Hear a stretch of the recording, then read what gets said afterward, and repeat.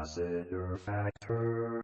What's up, all my movie-loving maniacs? This your boy Bangful B of the Lassiter Factor, and today I'm going to talk about Mortal Kombat 2, which was released in theaters over the weekend. I went to the theater to go see it, so let's review.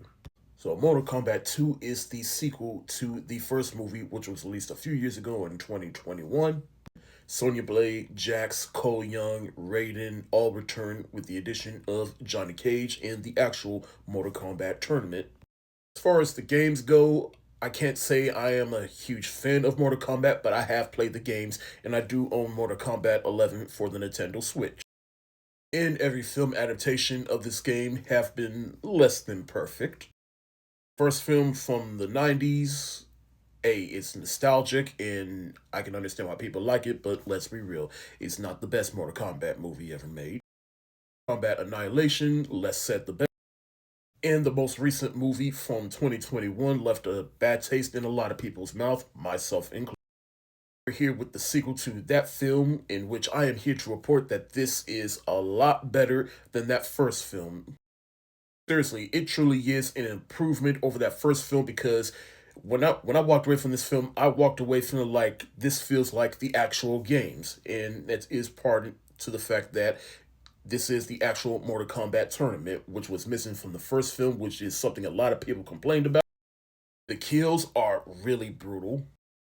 Every time a fight scene came on, I was glued to the screen. And there's a particular fight scene between Liu Kang and someone that I won't spoil, but to me, that was the best fight in the movie that ended with, my opinion, the most shocking and most awesome kill in the movie.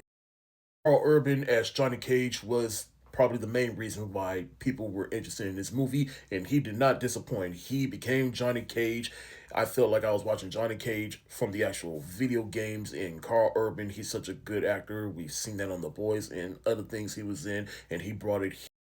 Tana is another new character within this movie, and she is more or less also the central focus along with Johnny Cage. Just love her arc within this movie because you're not sure whether or not she's on the good side or the bad side, but you might be a little surprised or just not surprised for what they do with her. Cole Young from the first movie does return, and he was the character that a lot of people complained about because he's not an original Mortal Kombat character. He's a completely new character, but I'm here to tell you, don't worry. Just don't get too attached to his character is all I'm saying.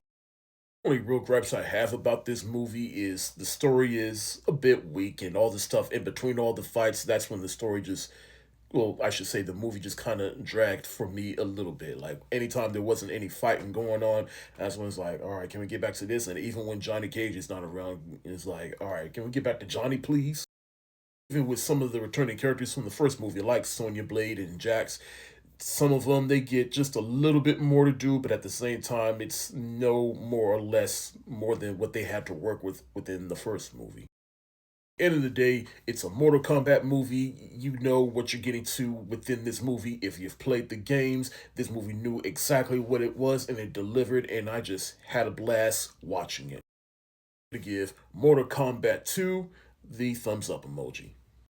Thank y'all so much for watching. Have you seen Mortal Kombat 2? If so, let me know what you think in the comments section below. This your boy Bangful B of the Lassiter Factor. Stay safe, wash your hands, peace.